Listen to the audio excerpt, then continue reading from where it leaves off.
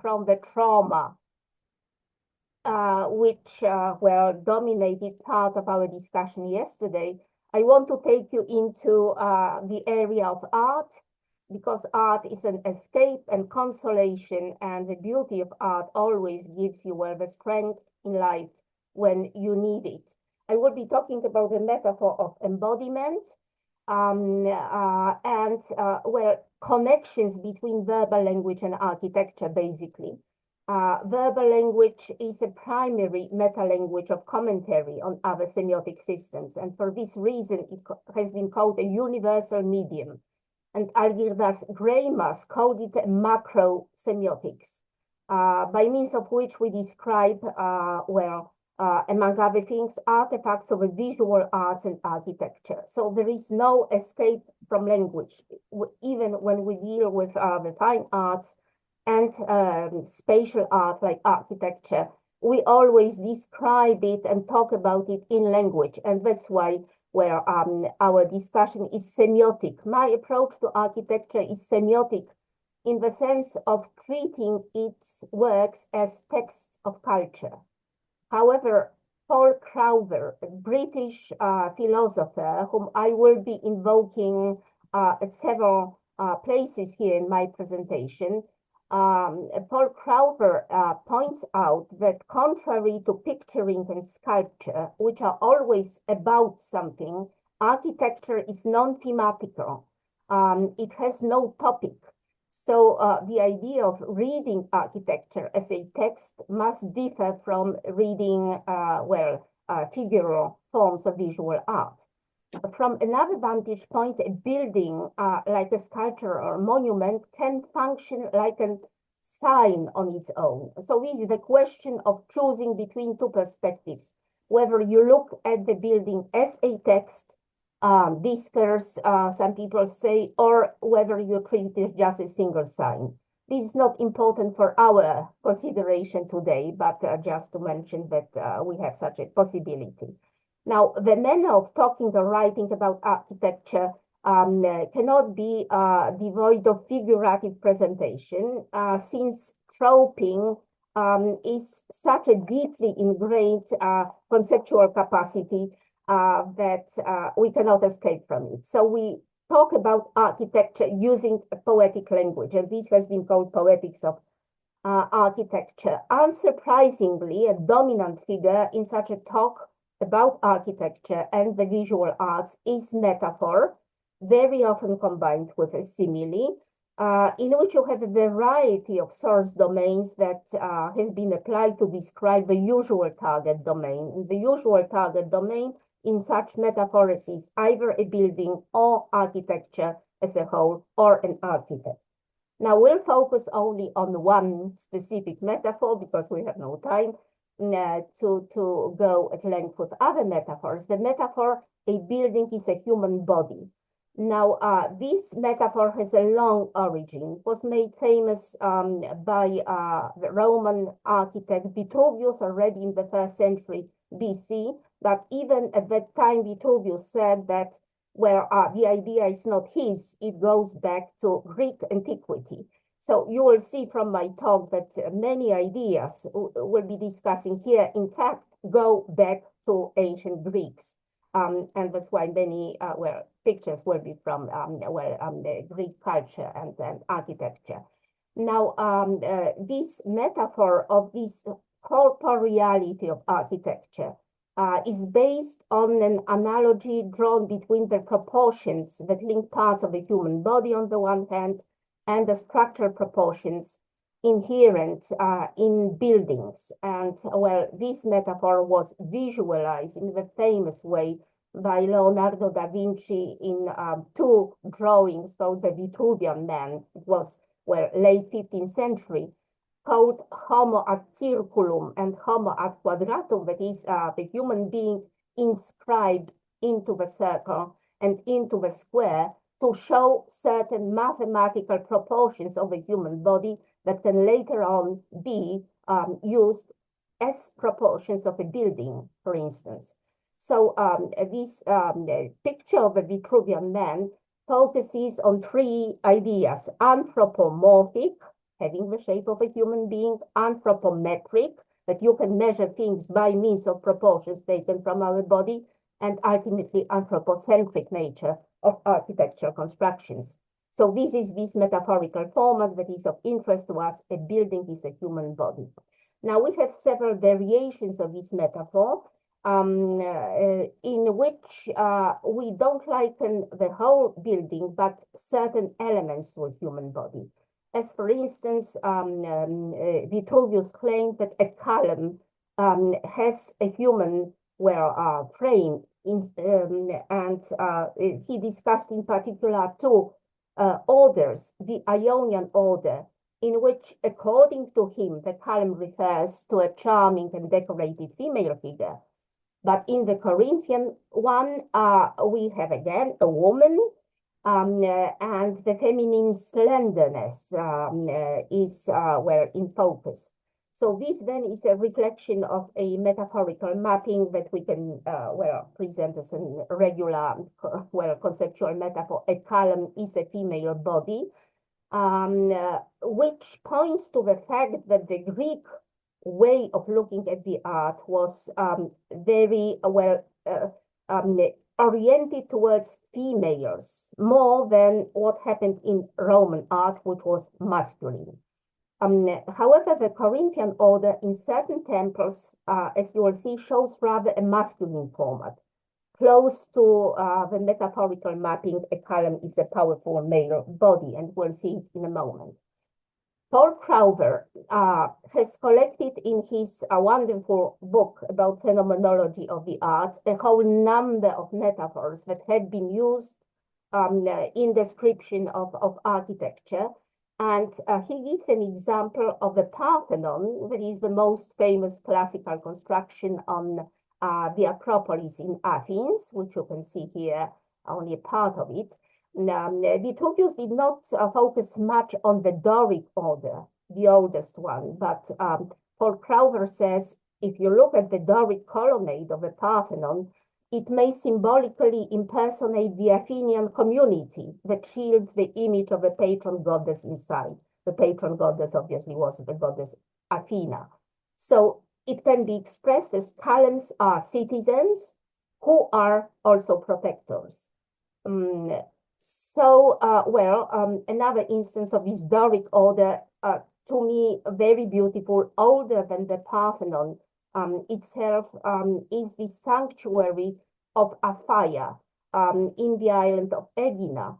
This is the Doric temple, older than the Parthenon, but of wonderful symmetry. Aphaia was a nymph who was the daughter of Zeus. And we can say that there is an extension of this metaphor. Columns are protectors of the holy effigy, or they represent Aphaia's worshippers. Again, a woman was inside, so not only Athena, but this time this nymph that was much in focus. Now we go back to the Acropolis in Athens, and the second most famous temple on the Acropolis is the so-called Erechtheion. Now, if you look to the right side of this column, you see 6 slender columns, and they should be a reflection of this Vitruvian metaphor that an Ionian column is a charming female person. Whether tourists coming to see the temple look at the columns as if they were charming female persons, I don't know. But what is interesting is what appears on the side of a temple, and here you have this part which is famous. This is the porch of the caryatids called Erechtheion.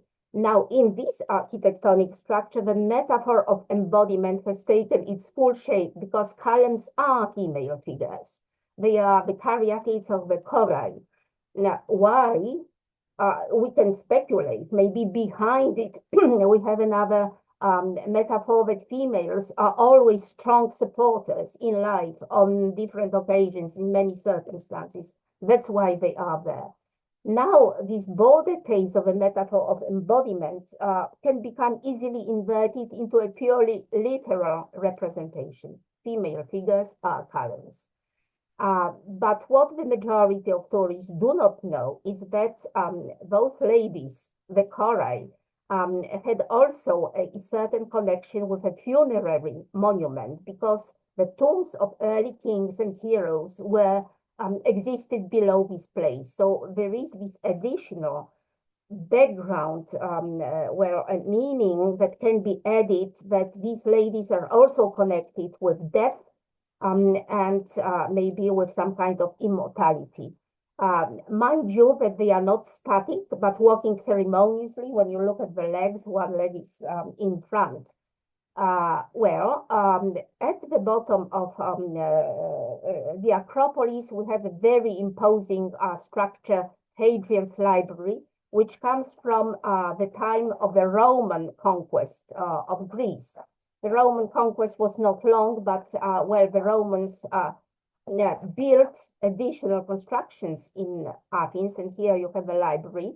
And now the question is whether Vitruvius was correct in claiming that a Corinthian column is a slender female figure.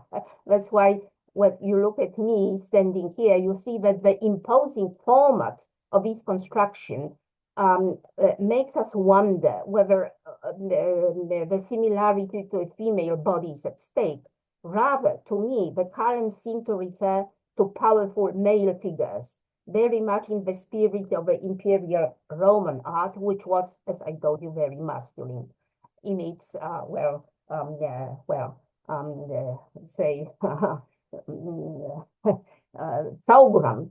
On the other side of the Acropolis, we have a few columns remaining from once huge construction, the biggest temple that existed in Greece, the temple of the Olympian Zeus, from the 2nd century, again raised by the Romans.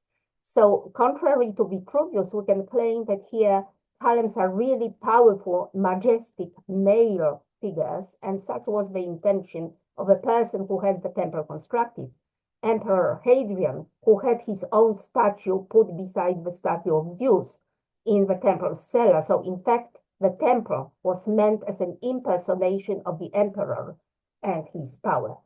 Now, there exist also instances of Corinthian columns that come as a surprise to me. The piers are quite short and stocky, so they go against the anthropomorphic interpretation implied by Vitruvius. They are neither slender and gracious, they are not majestic, they are not powerful. So morphologically, they violate the two previously suggested metaphors. And I was even joking in front of a group of architects to whom I was talking in Athens, that these columns are probably closer to my own body, right? Middle-aged lady, short and stocky, although I'm not as stocky as the columns here. So different variations exist.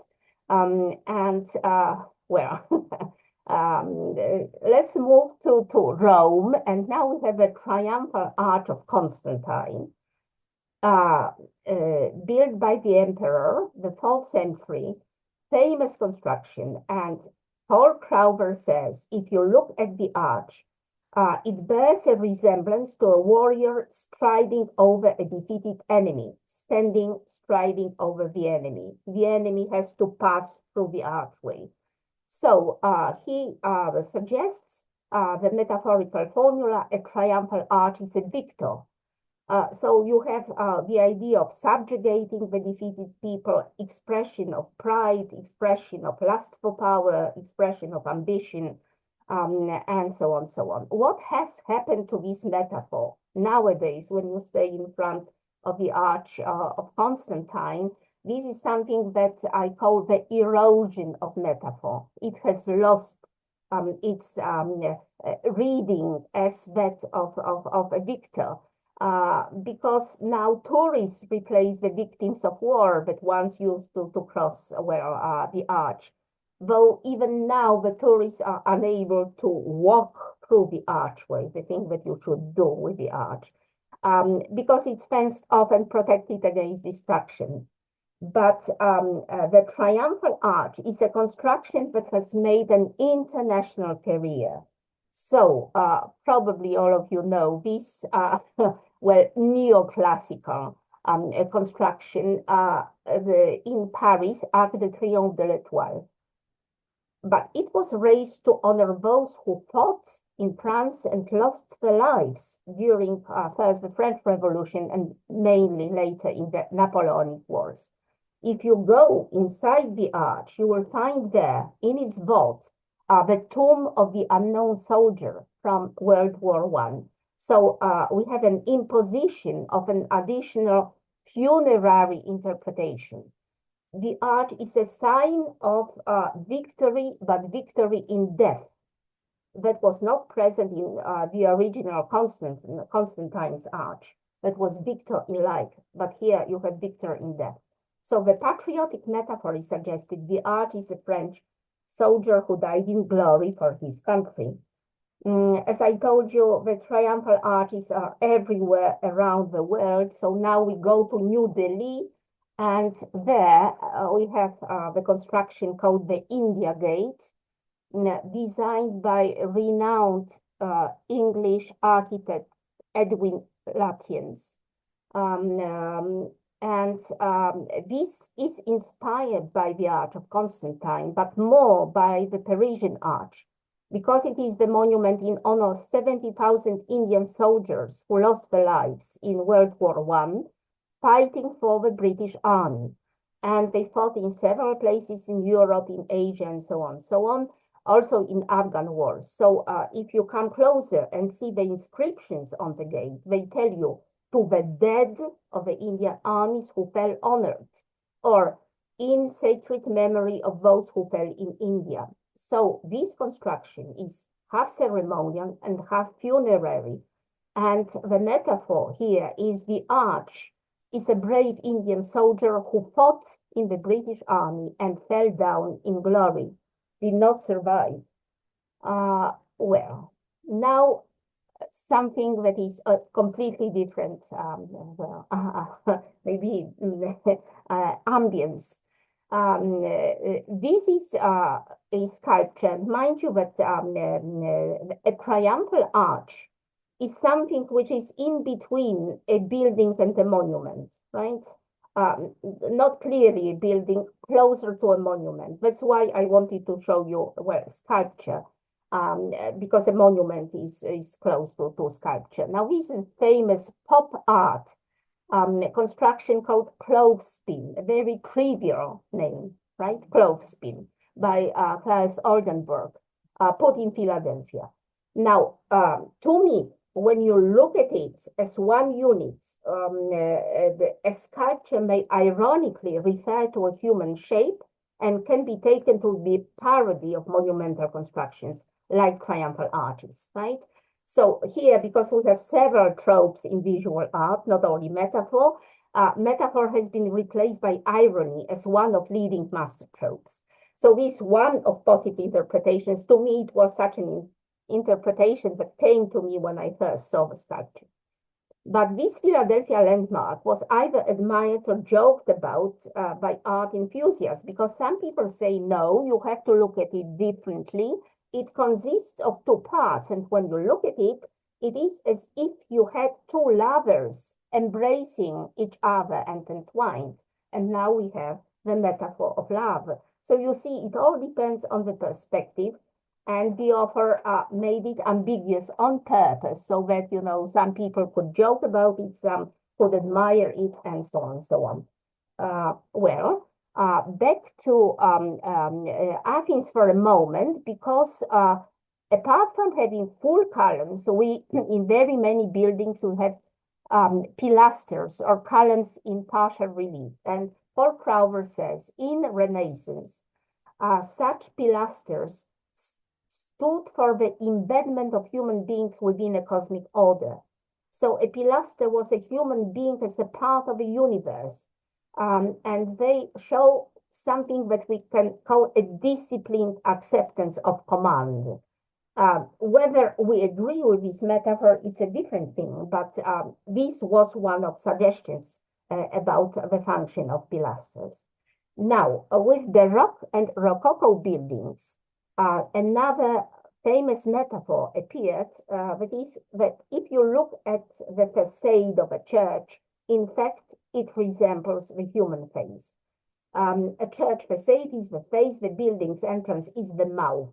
Now, this metaphor originally was envisaged for Roman Catholic constructions, but here you have a Greek Orthodox church in Peloponnese, in Greece, and you can see that there is something human-like, face-like in this construction, especially the illumination from the inside strengthens the humanizing effect on the facade. But if you want to have something which is even more human, you have a striking case of something that has been called carnal architecture by Antonio Gaudí from Barcelona. And these are the chimneys on the roof of a building that have taken shape of the medieval men-at-arms. A chimney is an armored knight.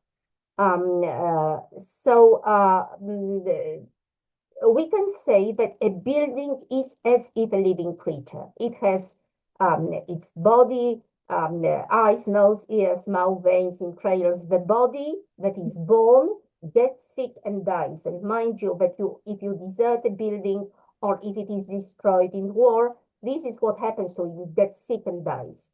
Where there was a claim made by 18th century architects and repeated by Stein Eiler Rasmussen, Danish architect, that buildings don't only have physical features, but they also have character. So they, in Charles Dickens's novels, according to Rasmussen, some buildings are demoniac. They have this bad, nasty character, which shows the souls of their inhabitants. When you enter a church like this Rococo Baroque church in Western Poland, you can wonder how to apply this identification of architectural elements with bodily organs. So the main altar may be taken to be the heart liturgically or the head of a church structurally, but other parts of the body would be much more difficult to identify. Now, one of my favorite instances is this the dancing house in Prague, designed by a Czech architect Vladimir Lunic and Franco Gehry. It was American, Canadian, Polish, Jewish descent. Deconstructionist architecture, unusual architecture, violating the rules for symmetry and so on. But it has been nicknamed Ginger and Fred, referring to a famous American dancing couple, Ginger Rogers and Fred Astaire, from the 1940s. So when you look at the buildings, you can see that they lean against each other in a frivolous, emotional way, dynamic, touchy at the same time. So some people say, well, the metaphor is quite obvious. The buildings are a couple of affectionate dancers.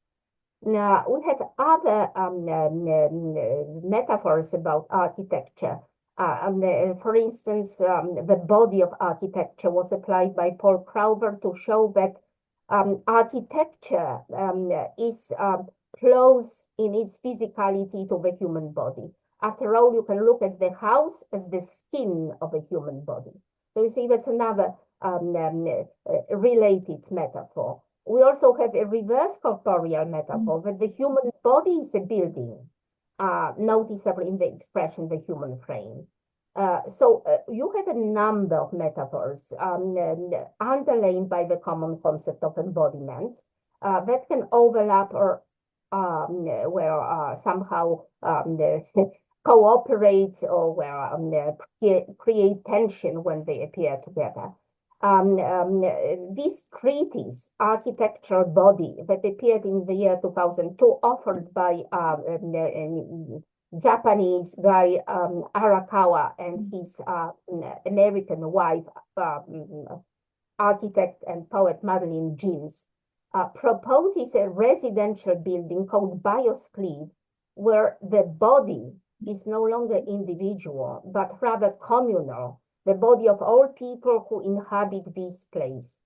And the body of those people is bound with architectural space, and it is bound with the surroundings. So here, biosleep refers to an adaptation of an organism to its environment, and there is no clear separation between the building in its natural location and the people who live inside. So we can propose a compound metaphor. The building is a human body, is their surroundings with no clear separation. Triple embodiment is mentioned here, inside the body, inside the material dwelling, and inside nature.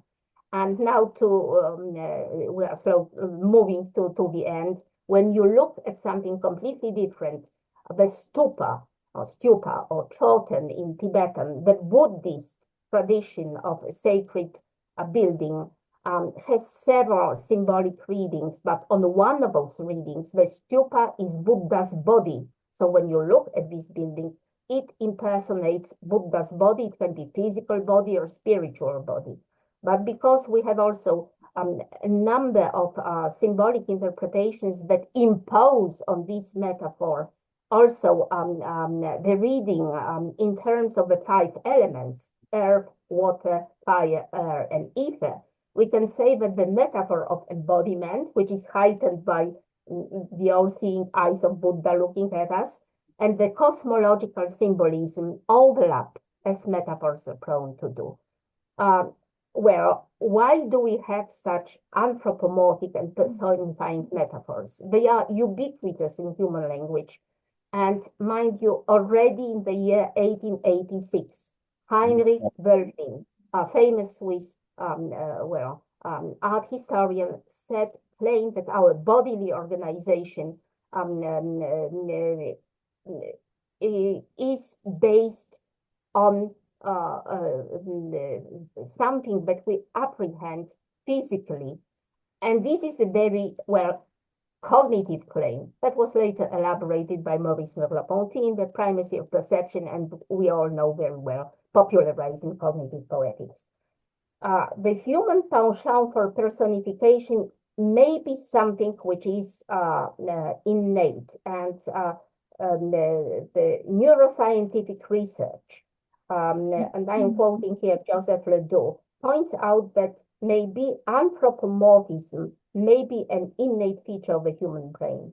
So, because we impose the reading on inanimate objects, on animals, as if they were human beings, why not do it with cities and buildings as living creatures, right? And we have several, expressions like architecture thinks, architecture as if it were a human being, or architecture parlante, which is French metaphor for talking architecture.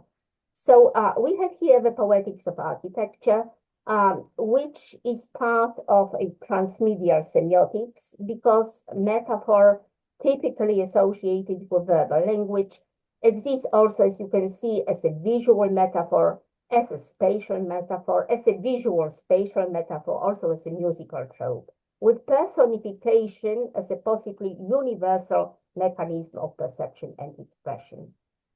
But the last thing to be posed at the end of our discussion is whether by any chance these bodily metaphors are not figurative conceptualizations imposed by verbal language on architecture, or whether they really reflect genuine architectural forms of existence. And here the discussion is open, because Oskar Bechmann, Swiss hermeneutic philosopher of art and art historian, claimed that in fact we should not be talking about visual art with a range of language-related metaphors, because this kind of metaphoric language may confuse our speaking and writing about visual art.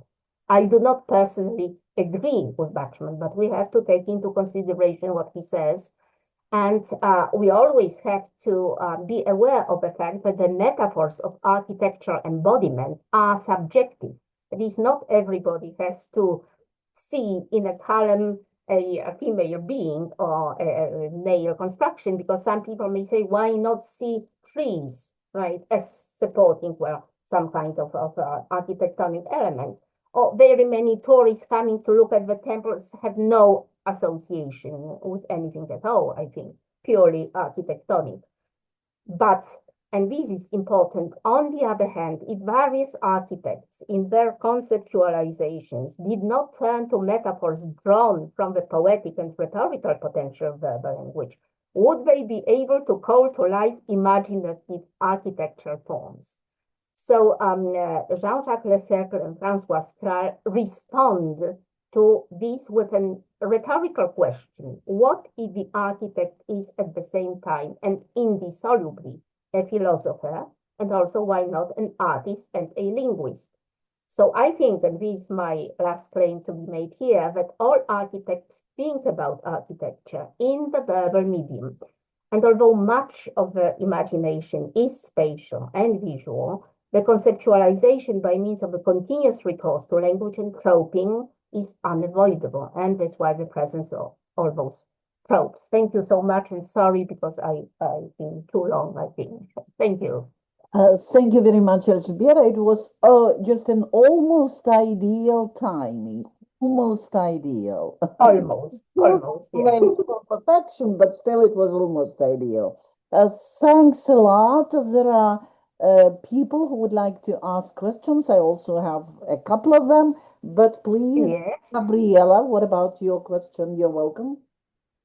Yes, I really appreciate this presentation and this work, which is, from my point of view, extremely motivating.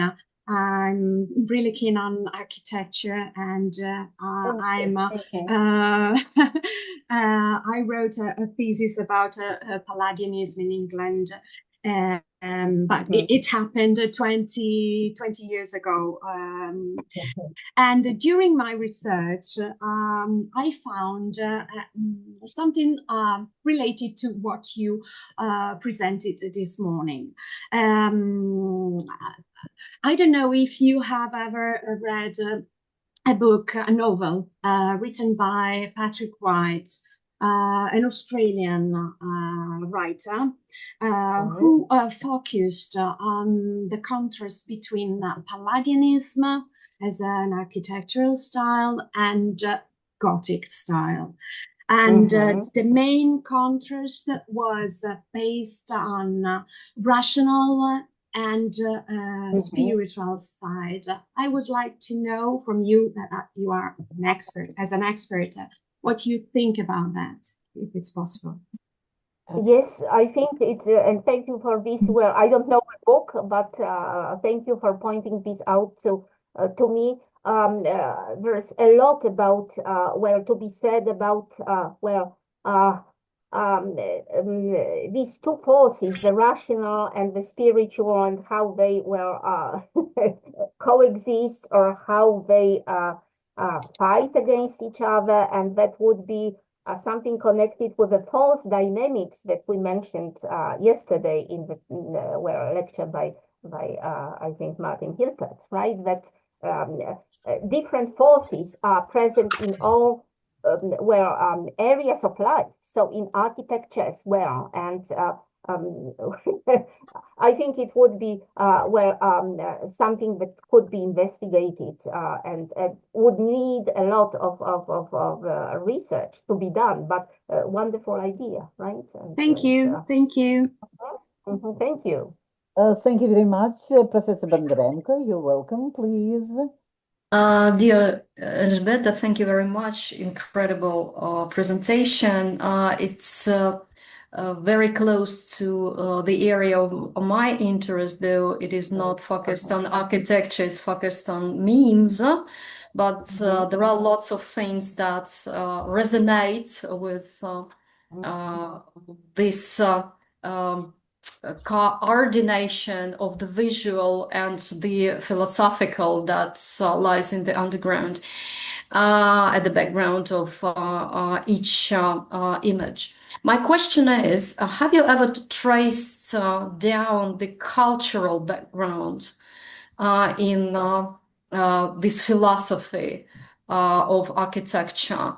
Have there ever been certain signs of inherently Greek or inherently Spanish Because, you know, Antonio Gaudi is actually the first probably architect who spoke out his philosophy. You see, whereas the rest of the examples that you provided just give the implicit philosophy, yeah? Whereas Gaudi made it explicit. But my question is, have you ever focused on cultural background in architecture? Because actually it's a cultural construal of the world, of each nation, yeah? That they put, they implement in architecture. Thank you. Yes, thank you for this comment. And this is what I mentioned in my first slide, that if you look at a building or any kind of architecture construction as a text or discourse, you have to take into or a narrative. You see, or a narrative. There may be some narrative there. This cultural background, for which you need again to investigate in depth. Whereas you have some cultural hints given by the ancient Greeks and by the Renaissance, architects like Alberti and Filarete, right? Clearly, the background is given there. It's not given by very many other artists. Although I had a very interesting paper not so long ago given to me by a Polish architect who wrote about the cultural context of triumphal arches in different locations, because they appear all around the world, and that would be wonderful to see how they differ, because they were raised all over the Roman Empire. But also, you can see them in the United States nowadays, and as I mentioned, in Asians. Cognitive semiotics, which is very fashionable nowadays and in vogue, says that our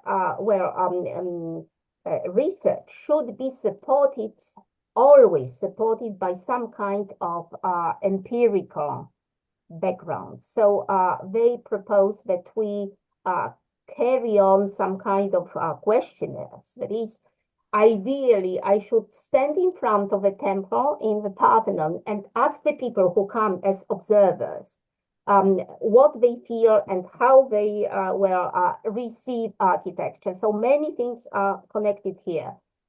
Cultural context of the creator, but also the cultural context of the observer and the person who receives a work of art, right? So very intricate, and it needs a lot of time and effort it's feasible. It's just an opening to carry research. Yeah. Okay, thank you very much. Thank you very much. Well, dear colleagues, we're still just a bit lagging behind the time. If you wouldn't mind, Professor Ushchina and Alina Ligeda, not yet a professor, but probably soon too. Well, if you don't mind putting your questions into the chat, and if we have time, we'll discuss them. Okay. Yes. But yes, thank you. I should be disappearing from the screen. So, thank you very much, Elżbieta, once again. I had a tricky question to you, but I think I won't even put it into the chat, but I will ask you, because this is a question which somehow disturbs me and haunts me. Okay, dear colleagues, we are moving on to our next keynote speaker, who is with us now. That is Michael Burke. Michael, are you with us? I am. Can you hear me? Yeah, we can hear you. Wonderful. Can you see me? Yeah, we can see you. Great. Hello. I'm happy to have Michael Burke with us. As you know, I started our registration today with mentioning the title of your previous cycle of lectures, that is In Anticipation of Joy. I must say, regretfully, we are still in anticipation of joy, as you know, but we do hope. And I would like to say a few words about Professor Michael Burke. from University College Roosevelt, Utrecht University in the Netherlands. He is a professor of rhetoric, which doesn't mean that he is constrained only by the limits of rhetoric. He's also a person who is in interdisciplinary studies, mostly humanitarian, but not only.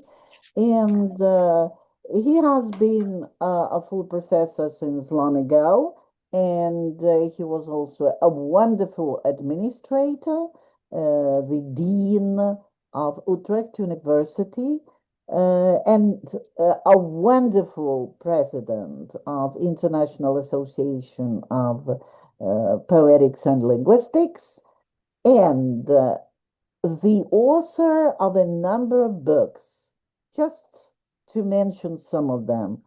That is Literary Reading, Cognition, and Emotion, with the oceanic mind as one of the key notions there, an exploration of the oceanic mind, and Picturing Fiction through Embodied Cognition. So again, everything is embodied in almost every presentation. Drawn representations and viewpoint in literary text, and he's the editor of the Routledge Handbook of Stylistics and co-editor of some other books.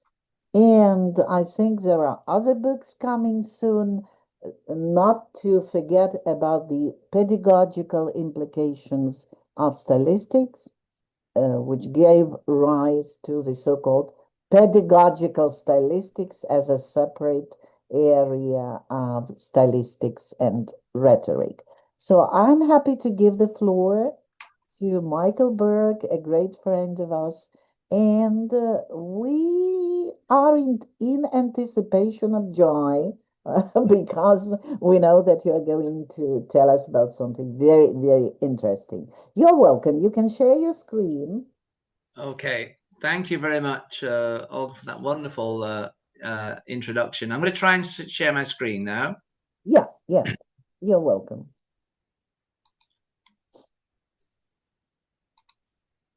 Has that worked?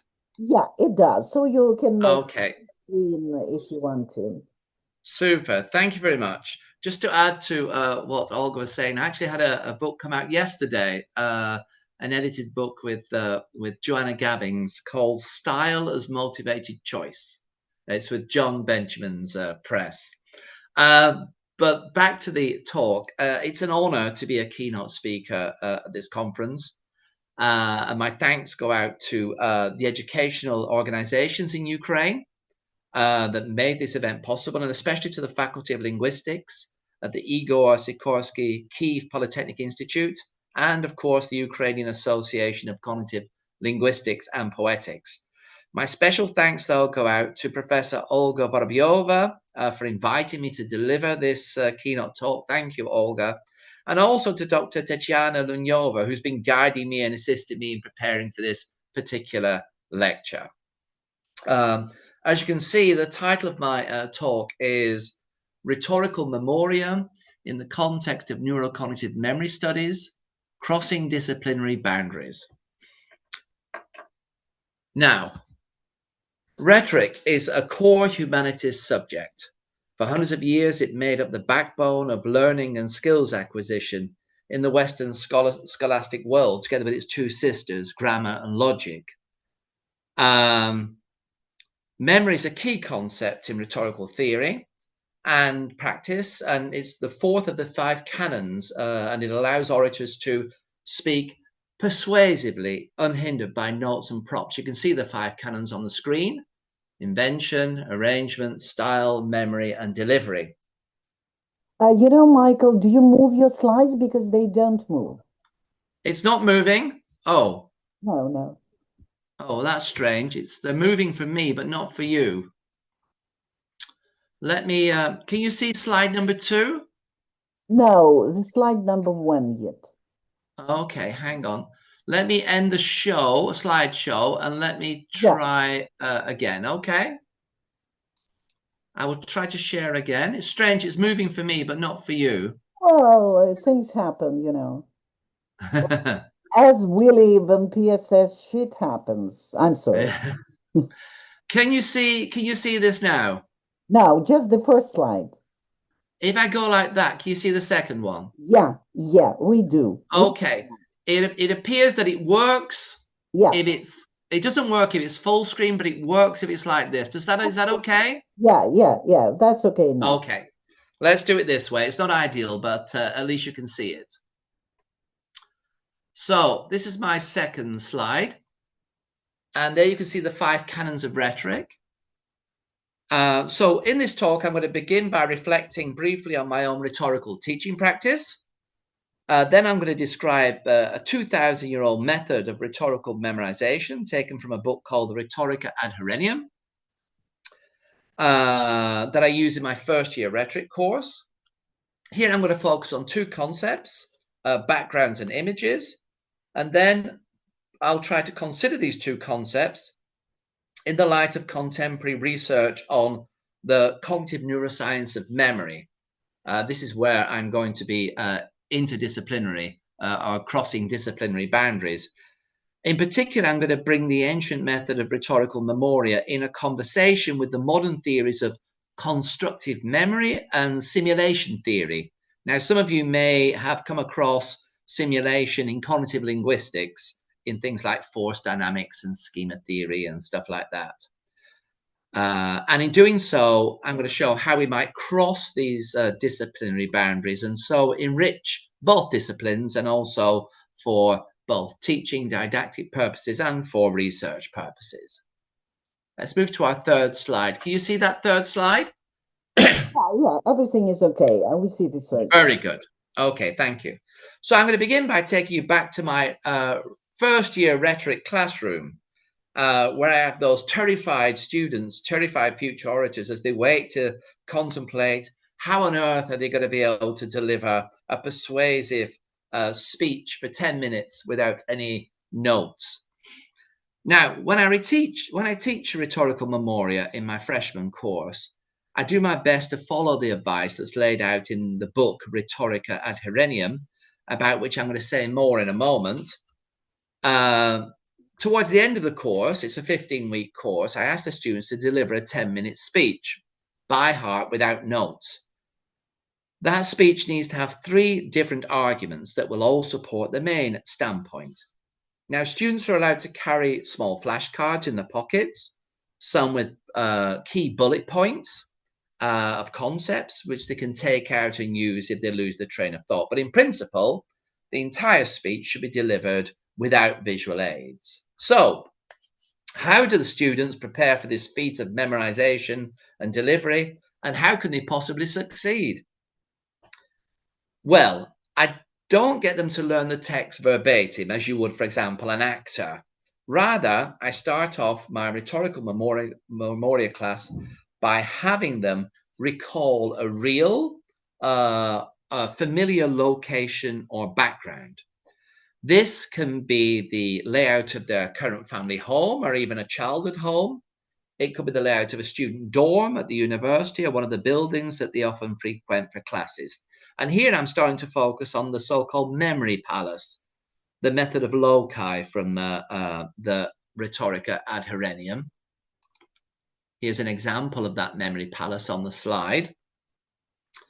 The students then have to enter the front door in their mind's eye as a first-person narrator and go into at least 3 rooms, 1 for each argument, starting from left to right if they want, or from right to left, depending on their choice. They then have to arrange their arguments and any sub-arguments they might have as vivid images in an orderly fashion. They're encouraged to use large objects as a setting background for the argument. For example, this could be like a chair or a table or a desk or one of those old TVs, a large one in the corner of the room. They then have to place a colourful, dynamic and surprising image on each of these locations. The vivid image will represent the argument, and the more absurd or the more incongruent and the more striking the image, the better, as this will make the argument more memorable and more easily retrievable. I also encourage students to number their arguments. For example, a student can enter their childhood home in their visual memory palace and going to the room immediately to the left. This could be a dining room with 3 large objects, for example, a dining table, a sideboard, a large armchair. And the main argument is placed on the table, and then the 2 supporting sub-arguments are placed on the sideboard or the chair, respectively. These are now labeled argument 1, 2, and 3. And the main argument in the following room could be labeled, for example, 4, and the 2 sub or supporting arguments 5 and 6, etc., etc. The locations in the first rooms are now all given a kind of vibrant and dynamic objects that seek to engage several of our senses. For example, on the table, there could be a large black dog supporting a bright turquoise-colored bow. And here's an example that I've generated with the help of AI. This dog is jumping, and there are bright green balloons, and it's bursting them with its teeth. This scene provides us input across the domains of color and sound and movement, and could, for example, represent an argument that you have in your speech about the destruction of wind energy projects by big oil companies. I'll go into this later. Once all the backgrounds have been selected for the distinction and peculiarity, and all the arguments have been vividly created to rest on these locations, then the students can run up and down the arguments back and forth. And they repeat this process until, if I ask them, for example, which is number 5, they can answer that almost immediately. This method tends to work with most students, certainly if they repeat the process over again, as described above. And the key to this whole process of rhetorical memoria rests in training and the mental and visual flexibility and creativity. As I've said, this idea of this method of mental visual retention, it isn't mine at all. Far from it. It's based on this handbook that's more than 2,000 years old, the Rhetorical ad Areneum. And I'm going to say more about this book now. You see that? Yeah, I think you can. The Rhetorical ad Areneum, written in 80 BC, is the oldest surviving Latin textbook on rhetoric that we have. The author is unknown, though it was long thought that it was Cicero. That's why Cicero appears on the front cover, but in square brackets, in square parentheses, which means Cicero, but not Cicero, I suppose. The book is addressed to a certain Gaius Herennius, who was perhaps a young man who was about to enter a school of rhetoric after having been in schools of grammar and logic. Many years later, the book will be translated into many different European languages, and it will be used extensively as a key rhetorical textbook in Latin schools during the Renaissance and early modern periods throughout Europe, probably in Ukraine too. This work is unique, not only because it does have the oldest surviving systematic treatment of style, elocutio, which is the 3rd canon of rhetoric, but also it includes the first complete treatment of memorization, Memoria, via the method of loci, and this is the 4th canon of rhetoric. So it sits very close to style. Now, this discussion on memorization can be found at the end of book 3, and this is going to be the main focus of my talk today.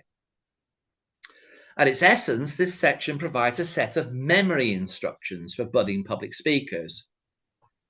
Whoever wrote the book is clearly aware of previous ancient Greek attempts to memorize words via the creation of images, because he discusses these methods in the book and critiques them for being too cumbersome and ineffective. In his own handbook, the author argues for more image-based rather than word-based approaches to memorization techniques. And this is what I'm going to look at now more closely.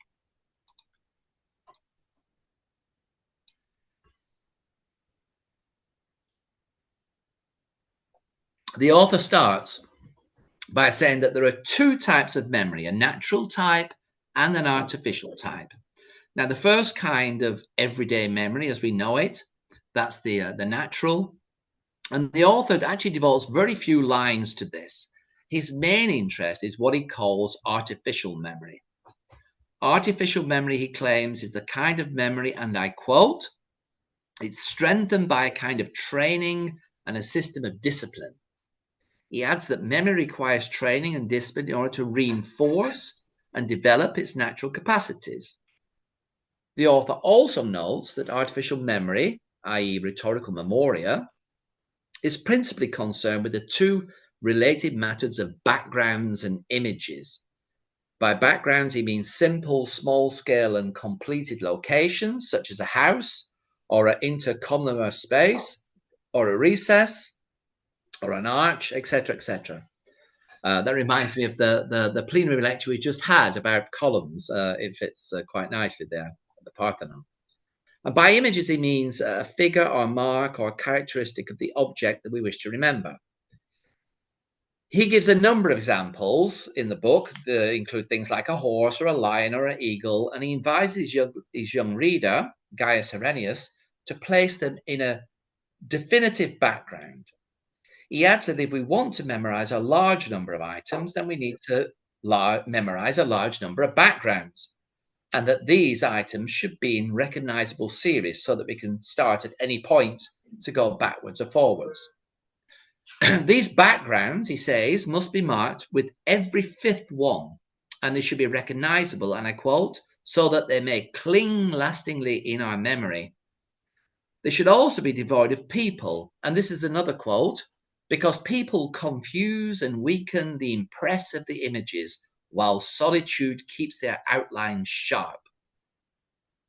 The background must be neither too small nor too large, and if the background is too large, and I quote, it will render the images vague. Background should be neither too bright nor too dim.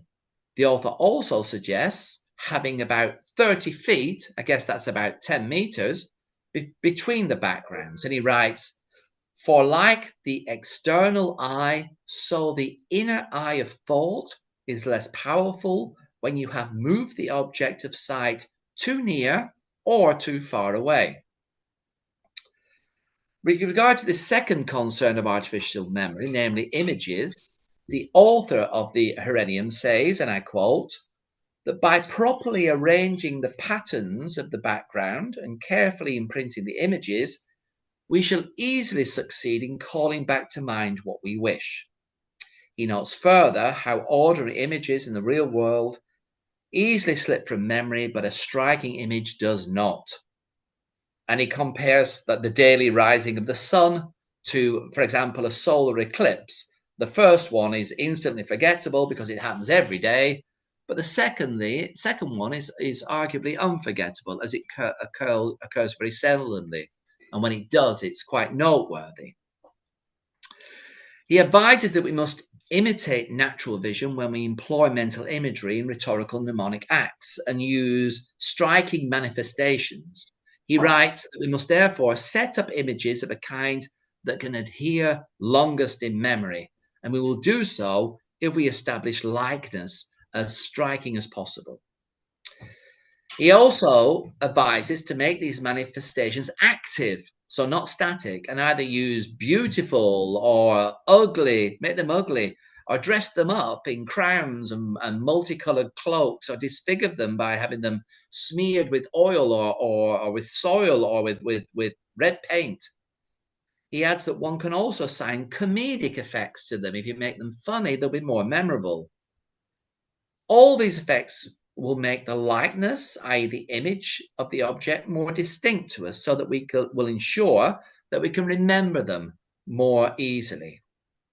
Lastly, the author of the Herennium says, and I quote, that everybody, therefore, should, in equipping himself with images, must do so to suit his own convenience. And what he means by this is don't take striking images off the shelf, as it were, but construct them yourself individually, because what is striking to one person may not be striking to another. Now, we have looked at the rhetorical notion of what's been termed artificial memory.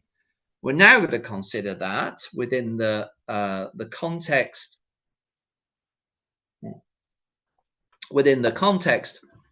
of modern neurocognitive memory studies. Now, two areas that I will focus on. Michael, it seems not to move again. We are still in Rhetorical and ad Geranium. Okay, is that better? It's better, yeah. Okay, thank you. Yeah. The two questions that we're going to investigate are these that you can see on your slide. So, what are the cognitive and neural processes that lie behind how we consciously recall and see in our mind's eye much cherished buildings and locations of our past? And second, how do we consciously construct vivid, original, and dynamic images to occupy those imagined locations? So, how do we account for the notion of backgrounds in rhetorical memoria set out in the Rhetorical ad Geranium? Let's begin by recalling some of the key aspects that I've already summarized. Here they are again. So, as you can see, the author states that backgrounds should be simple, small scale, and complete locations, that they should occur in a series so that a person can cognitively move back and forth between them with ease. This should be marked after every fifth one and be recognizable. They should be devoid of people. They should be neither too small nor too large, and be neither too bright or too dim. It could be fair to say that when viewed on its own, the type of memory that that budding rhetoricians are using here in envisaging these backgrounds is as close as to what classical rhetoricians would actually refer to as the natural memory, because it's as it is too artificial, because we're consciously recalling those memories. And it seems to dominate over any sense of having to either construct or create them. Of course, such memories, for example, of a childhood home, can never be fully accurate or real or completely stable. However, for most of us, barring some traumatic event, the effort to close our eyes and return, as it were, to the locations of our childhood home and move freely from one room to another and back again is a relatively artless cognitive task. The idea of backgrounds, therefore, does not tell us much new about memory, especially when considered in isolation. From a mainstream cognitive psychological perspective, we can conclude that it's likely that something like episodic memory, a kind of autobiographical form of long-term memory that's both flexible and conscious, this is what plays a key role here in the recollection of such backgrounds. And this will be in interaction with the so-called visual-spatial sketch pad, which is located in long-term memory. And here's a slide of how working long-term memory works, just to help you along here. So from a neurobiological perspective, such episodic memories are believed to be mainly stored in the prefrontal cortex, though of course cross-cortical input from motor regions and audio regions and visual regions will also be occurring. There is, however, an interesting observation with regard to background. And that's when the author states that they should be marked at every fifth one, especially if there are many. This number actually compares favorably with Miller's 1956 work on memory chunks in short-term memory, or our capacity to process information, where Miller claims that the magic number is 7 plus or minus 2. This allows for 5. This knowledge, therefore, appears to have been around for at least 2,000 years before it was discovered, as it were, in the 20th century in modern cognitive psychology. With this in mind, let us now move on to consider the second component of rhetorical memory, namely images, as this promises to be far more elucidating aspect of memoria for contemporary studies in neurocognitive memory. How can we better understand, in contemporary terms, the notion of images in rhetorical memoria as set out in the Rhetorical ad Geranium? That's the question. Let's again begin by recalling the key aspects of the notion of images. So here they are on a slide again. The author states that images should be striking, should be made to do something, should be constructed or created and not just taken off the shelf, be a figure or a mark or a characteristic of the object we wish to remember, be extraordinarily beautiful or exceptionally ugly, not be many or be vague, It should imitate natural vision or some comedic effect. Now, the type and amount of cognitive effort needed to produce images is arguably much greater than the needed needed to produce backgrounds. This does not relegate backgrounds to some kind of subdivision, I should add, because they're essential for the optimal functioning of the image. Background and images are two sides of the same coin, so without backgrounding, there's no foregrounding, really.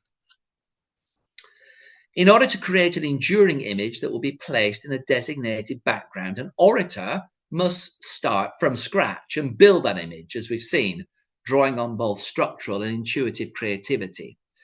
Let me return to an example I used earlier, namely that of the large black dog that was jumping on bright green balloons and bursting them with its teeth.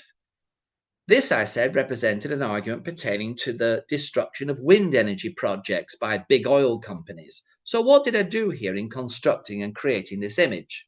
Well, I sought to make the image striking with the big black dog and his distinctive turquoise bow around his neck and the bright green balloons. I also made the dog and the balloons active. I made them do something. The dog was jumping and biting and the balloons were popping, or they will be later. I could also hear in my mind's ear the gnashing and the gnarling of the dog's teeth and also the loud bangs as the balloons burst. The combined senses of sound, vision, and motion are all employed here. I might also have added taste and smell to amplify the effect, but on this occasion I chose not to. The dog was also not taken off the shelf, as it were. It was not some dog I know of personally or from popular culture. Rather, I constructed it from scratch. If I reflect now what it looks like what's here. It's a bull mastiff. It's somewhat ugly, although it's a little scary. It seems absurdist, even ridiculous, with its comedic effects, which are quite humorous.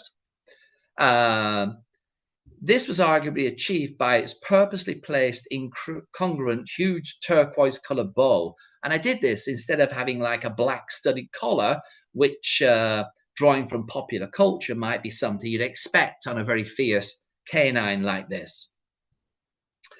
This creative constructive process was not difficult to achieve, but it was not simple either. It required some dedicated creative cognitive effort from me, and in a way, a method of analogical or metaphorical production. The argument had to fit the image, hence, let's say the men who were behind the big oil industry, they were represented by the size and aggression of the dog. And the commodity they deal in, namely oil, that was represented by the color of the animal, namely black. The green color of the balloons and the air wind inside them, that represented the windmills of future green energy. And the willful targeted destruction of these balloons by the dog represents the obstinate delaying tactics we see around the world of large oil companies who do not wish to switch to green resources. In sum, therefore, unlike backgrounds which seem to rely heavily on structural recall, images appear to require a significant amount of constructive and creative memory making. This suggests that a considerable amount of subjective agency must therefore be involved in this type of memory. Now let's investigate this a little further. Cognitively and neurally, there is arguably much more going on with images than there is with backgrounds.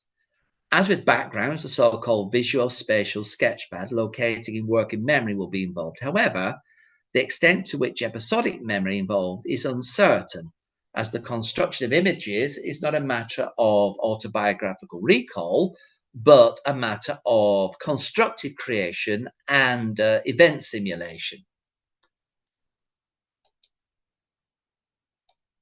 This slide should help you to see what's going on here. One neural area that arguably does come into play is the so-called episodic buffer. You can see that as one of the three support systems in working memory under the central executive. This is a functional area that is also viewed as a third subordinate system to the central executive in working memory. This is in addition to the other two that we know of, the phonological loop that we know very well from linguistics, and the visual spatial sketchpad, which I talked about a little earlier. It's housed mainly in the prefrontal cortex, and it plays an important role in higher cognitive processes. This functional area communicates between long-term and short-term memory. You can see that on the slide. And it acts as a buffer between the phonological loop and the visual spatial sketchpad. It also holds and temporarily stores integrated and assimilated episodes from both perception and long-term memory. Among other things, the episodic buffer allows for the novel elaboration of mental imagery.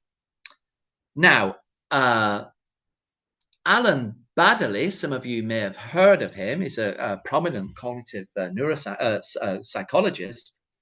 In his work in Memory, provides us with a vivid example of both an ice hockey playing elephant, you can see here, and a swan doing the shopping. Baddeley suggests, quite rightly, that when we are unlikely to have encountered such combinations in real life. Baddeley also alludes to how we can elaborate almost endlessly on these examples. We could, for example, put the swan on a hoverboard, or may give it a large floppy hat, or paint it bright orange.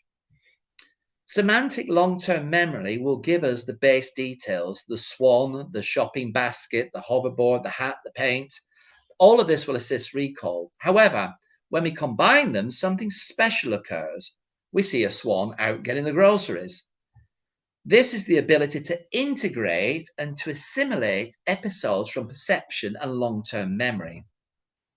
Baddeley also explains that this is possible because humans have the ability to extend reality, and in doing so, create a multitude of novel, vivid mental objects and scenarios. This process of novel elaboration of mental imagery described by Baddeley is most certainly the same thing as the images that I've just been describing to you and discussing from the rhetorical memory exercises, and therefore these arguably account for it. What we're dealing with here are constructive and simulative processes of memory. Let's explore this idea a little further. We've known for a long time that memory is about much more than storage and retrieval, a simple input-output transaction, the like of which Plato envisaged with his wax tablet hypotheses.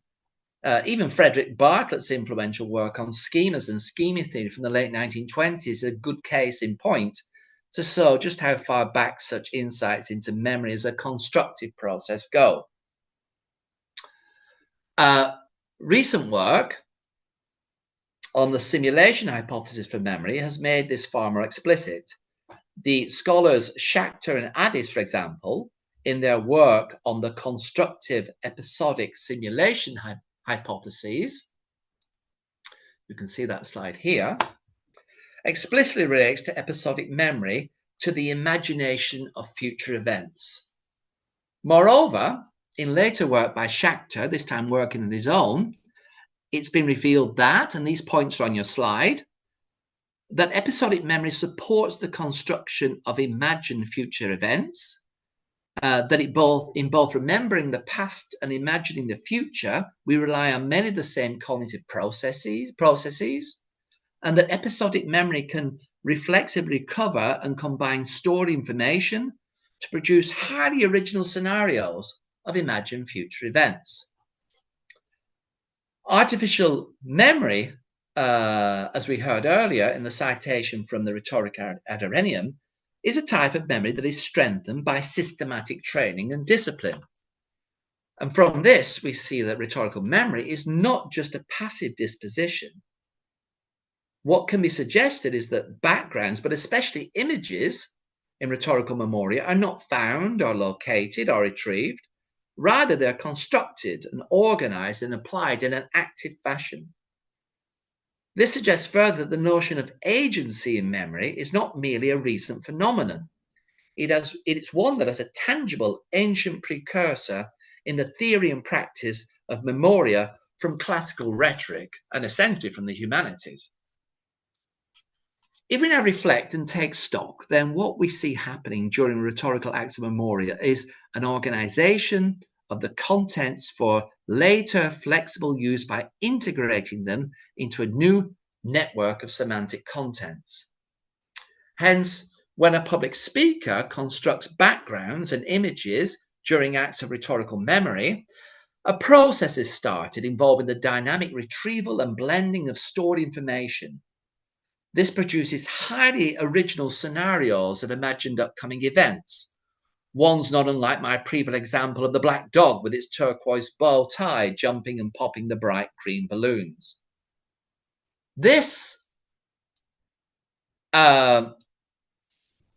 All this arguably requires what's known as metacognition as a precondition, something that was only recognized and labeled by the American psychologist John Flavel in the 1970s, even though it appears to have been in practice already in the classical world of rhetoric and thereafter in the Renaissance in the early modern period, going back to 2 millennia. At its core, metacognition is an awareness of one's own thought processes and knowledge of one's cognitive strategies. It's a higher level of cognition that can take many forms, for example, problem solving or reflecting on your own thinking patterns. Metacognition also manifests itself in self-regulating processes and in acts of thinking about one's learning and one's memory strategies. We can postulate here that metacognition and rhetorical memory is something that distinguishes it from Schachter's simulative episodic memory, as rhetorical memory is consciously manipulated, while episodic constructive memory can arguably function without this level of metacognition. If we take this as a given, then we can also now see how the rhetorical tradition makes use of the capacity of episodic memory by developing a kind of cultural technique or a cultural practice for oration, of which the Rhetorica ad Irenium handbook is a fitting example. Here we recognize the cultivation and indeed certain worlding, as it were, of brain capacities. Moreover, in addition to the benefits and adaptive value of constructive memory, Schachter also lengthily talk about memory distortions and errors and false recognitions, etc. Perhaps rhetorical memory could be an example where such deficiencies, as it were, are used and indeed cultivated in a productive way. This is a thought-provoking byproduct, as it were, from this talk, and it warrants much further investigation in future studies.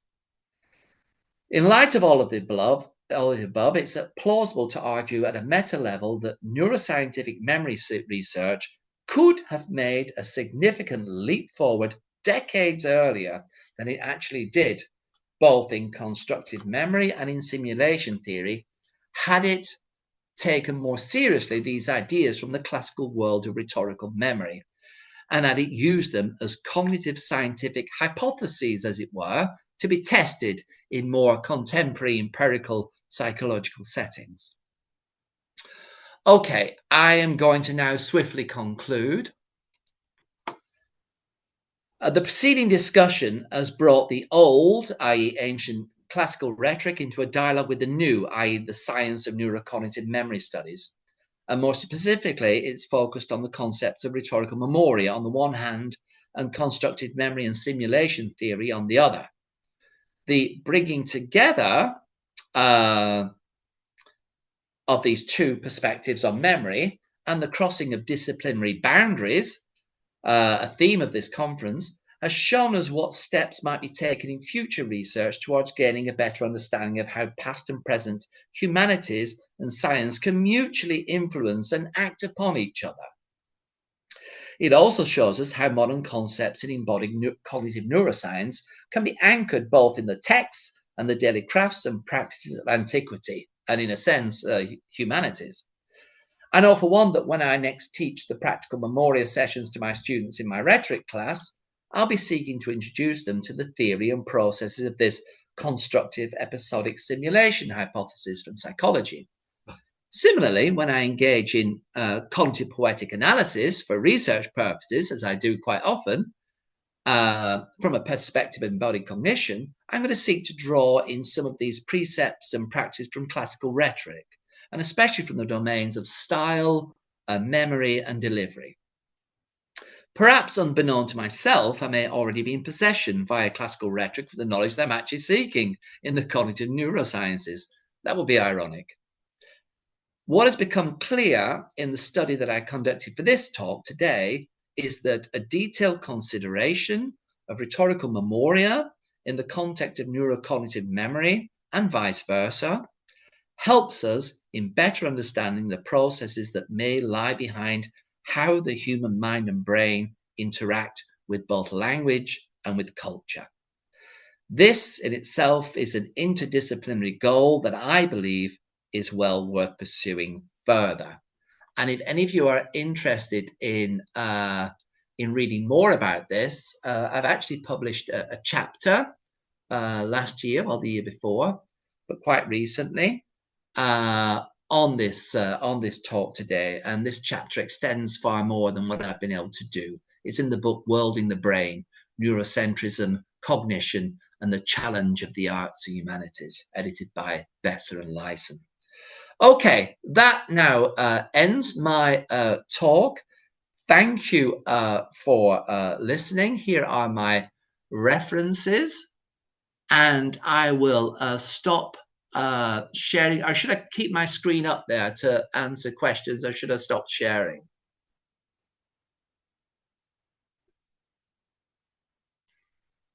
What would you prefer? You can stop sharing so that we can see you in a better way. Did that work? Yeah. Thank you very much, Michael. Well, the audience, I would like to attract your attention to one beautiful fact. You were just eyewitnesses, and I didn't want to stop the lecture, so Mike was a little bit overdue, but still, that was a wonderful example of the so-called, I would say, post-impressionistic, or rather Cézannian skill to bring together different perspectives, a kind of Mont Victoire in rhetoric. So, because what Michael did, and that is a wonderful, wonderful skill, he brought together classical ideas of rhetoric, pedagogical implications of our hands-on experience in classroom, and the newest gains in neurocognitive research. Is it easy to bring them together? Looks like, but it's not easy. It's really just testifies to the wonderful research skills, which I would like to follow too, because I like Cézanne and Michael too. So we are now overdue, but what is the privilege of the final keynote speaker? The privilege of the final keynote speaker, who has his or her presentation before the break, is that we can sacrifice a little bit of a break, right, to ask questions. So, and we have a question to Elżbieta if we have time in the chat. Okay, so please, dear audience, you're welcome to ask questions.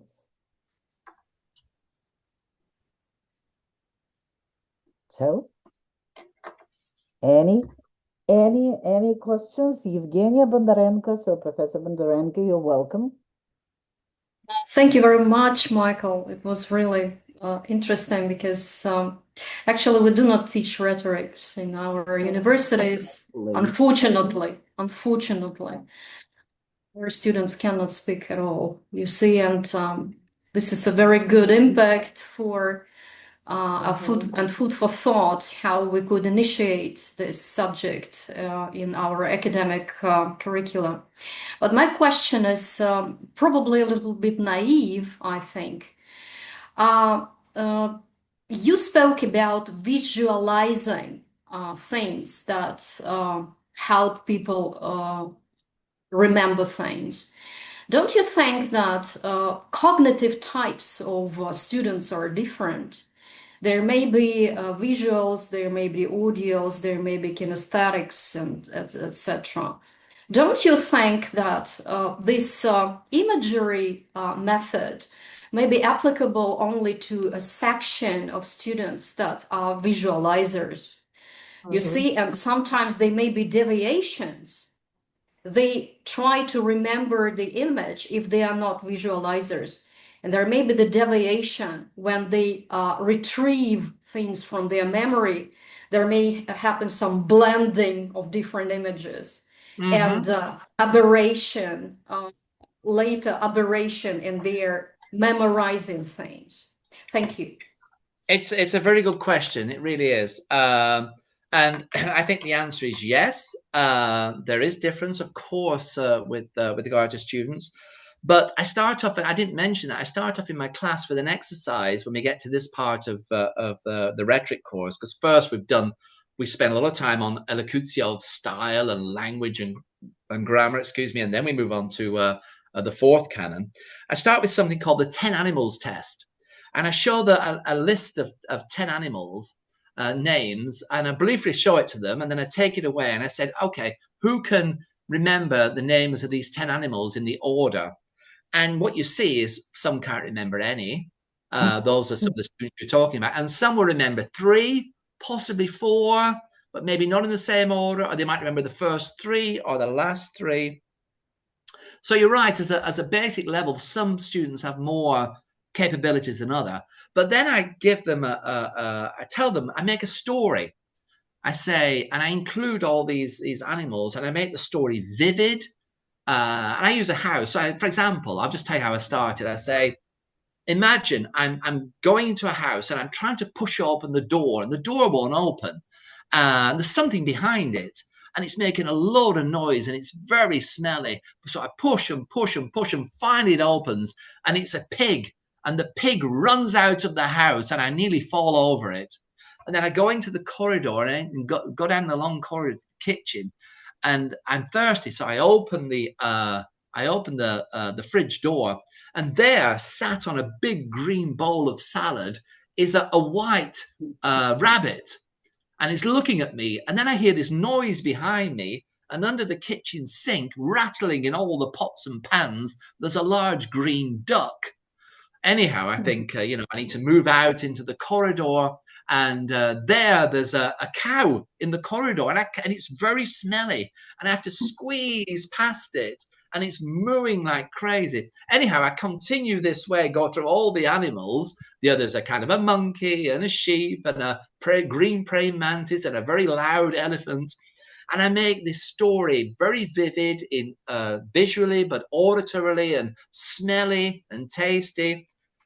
And I tell this story to the students. Now I say, okay, run the story through your mind. Imagine that you are the protagonist, not me. And tell me how many of the animals you can remember in the correct order. And I'll be honest, 80%, sometimes 85%, 90% almost, can just remember them. And then I stop them in the street a week later and I say, give me the 10 animals in the correct order. And they'll still be able to do it. So there are techniques, even when students and people have got different capacities for cognitive memorization, that you can teach them if you embed it in a narrative, make them the protagonist, make the interaction with the opposites memorable because of the vision, because of the smells, because of the hearing. And if they can keep that story, they can remember it. And this is the way, and I think most people can.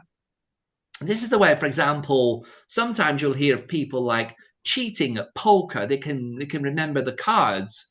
This is what they're doing. They're using this memory technique that's come from the Rhetorical Renium. So yeah, I think you're right. At a base level, there are different capacities, but if you teach them this method, I once stopped a girl on the train who'd been in my class a year earlier, and I said, "Hey, can you remember the 10 animals?" And she said, "Give me a minute." And she just ran through the story, and she got, I think, 8 correct. So yeah, I think it's possible.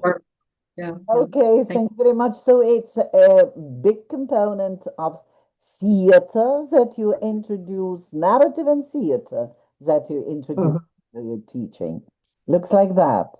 I do, but I don't have them memorize text as you would, as an actor would. A rhetorical performance always has to be from prompts and from your mind. So if they give the same 5-minute speech 10 times in the same day, it'll always be different. They use different words, they'll elaborate on something, so they have the gist of it. So they're not supposed to memorize the text at all, unless it's a quote, you know, or something like that. Before you ask another question, I would like to say that here at the linguistics department in KPI, there are some elective courses on at least political rhetoric, and we have a course on academic rhetoric for PhD students. So I can't say that rhetoric is absolutely excluded, but it should be taught more systematically, definitely. Yeah. Definitely. Well, what I've done in my teaching, I've taken from the third kind of rhetoric, things like style figures, schemes and tropes, and I've blended those with discussions on cognitive linguistics, especially things like image schemas and things like that. Yeah. So you can actually, you can play around with these two things, you know, and that's quite fruitful. Yeah. Okay. Any questions to Michael? You have a chance to do that. You're welcome. Okay. Michael, thank you so much. We do have courses in rhetoric at the Jagiellonian University. I can imagine. The Polish philology department, and they are mostly attended by the priests and future politicians. Yes. The priests need rhetoric badly because they are terrible speakers, I must say, of the Roman Catholic Church. But my question is, apart from being critical about the priests, is about the correlation between memory, because your approach to practicing memory is through visual things. But my question is whether there is and there must be a connection between memorizing things and being able to process longer pieces of text. The thing that our students fail badly to do. I remember I asked them to read a 10-page long paper, and one of the boys, a student in the MA seminar, told me I didn't read it, and I asked why, was it so boring? No, he said it was too long, 10 pages. So my question is, is there any research about on processing longer text and being able to memorize? Yeah, well, I think there are two things. That's a great question. Thank you. It's very, very relevant today as well. On the one hand, yes, there are methods in acting books, how to memorize long piece of text, and that depends for a lot on just speaking it aloud over and over and over again, and maybe remembering links as well and bouncing off if you're in a dialogue. But that is all in the world of acting. You also have, this is a pictorial, visual way of memorizing. There are also ones based on words. In my talk, I spoke about how the author of the Rhetorical critiques ones that are being used in the 1st century BC. These are all from classical Greece. He doesn't like them. He thinks they're cumbersome. Aristotle also had a few methods using words. But what you're talking about as well, I see also very recognizable that students these days struggle to actually read longer text. And I think the problem is school. They're not being asked to read text in school. And by the time they come to university, they really struggle. I see it myself, I once had them when I've in the past, I've taught, very straight literature courses as well as very straight linguistics courses. And in the literature courses, I used to prescribe Dickens and things like that, read it in a week. No way. Now it has to be well, for a while, I was looking for like shorter novels that were like The Great Gatsby is just over 100 words, in the hope they get. But even now, if I was to do it now, I think I'd just have to use short stories. I think even a novel of 100 pages is too much.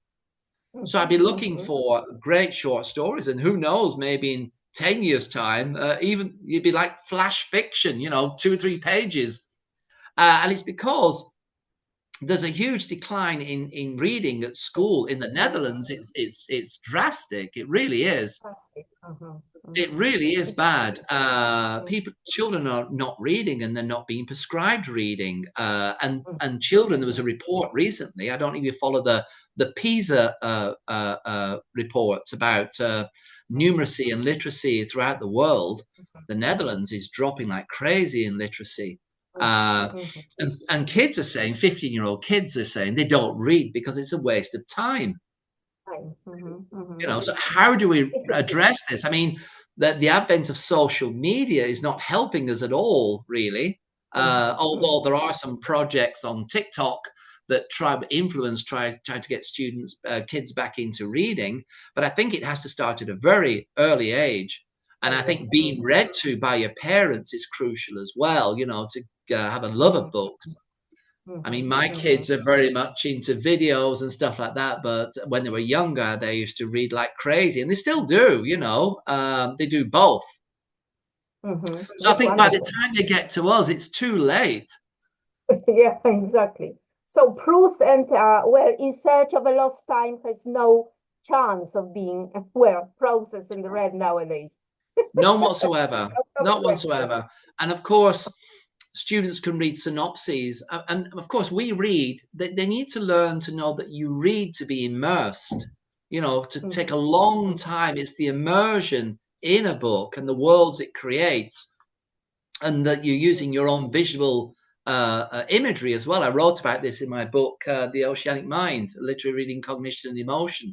The fact that you can flesh out these scenes with backgrounds from your own past is one of the things that endears you to the story. You create the characters.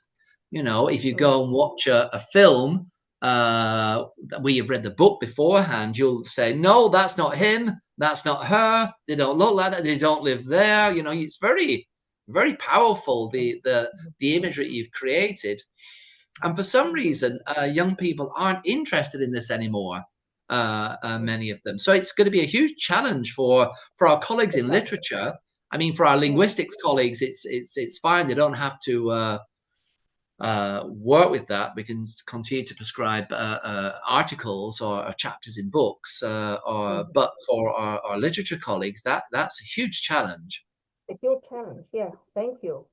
We have the same problem here. Yeah. But it's great to hear that rhetoric's still being taught although it's for the politicians and the priests. I mean, and that's an old tradition as well. I mean, Saint Augustine also taught rhetoric for the priests. When he was trying to convert as many people to Christianity as possible. So that's got a long history as well. And on the joking mood, I must tell you that some of the pictures that you presented, like this dog, would be wonderful for stopping hiccup. That if you have a hiccup, yes. So I thought use them on this occasion as well. That's a great tip. Thank you very much, Elżbieta. Thank you. Happens. Yeah, thanks a lot. Dear colleagues, I think we have to call it a day for this session because we have to move to another wonderful event that is moderated by our colleague from Britain, Matthew Voice, who initiated the roundtable discussion on again, memory probably. Memory is involved, but not natural, artificial. That is about artificial intellect, and you're all welcome to that event. We should just move to another link, another virtual room, and we start at 12, I guess, if I'm not mistaken. Is it 12? Yeah, it's 12 sharp. Regretfully, we don't have much time for another discussion, but probably there is just a wonderful question in the chat. Elżbieta, have you found that question to you in the chat? or I can send it to you. I can send it to you to just probably if you stay with us a bit later for the closing ceremony, we might ask you to answer that question. And again, there will be a chance to ask more questions while we sum up the results of our conference. So once again, great thanks to our wonderful, I'm thinking of some episodes, unsurpassable, uncomparable keynote speakers. Thank you very much. And thanks everyone for your active listening and questions.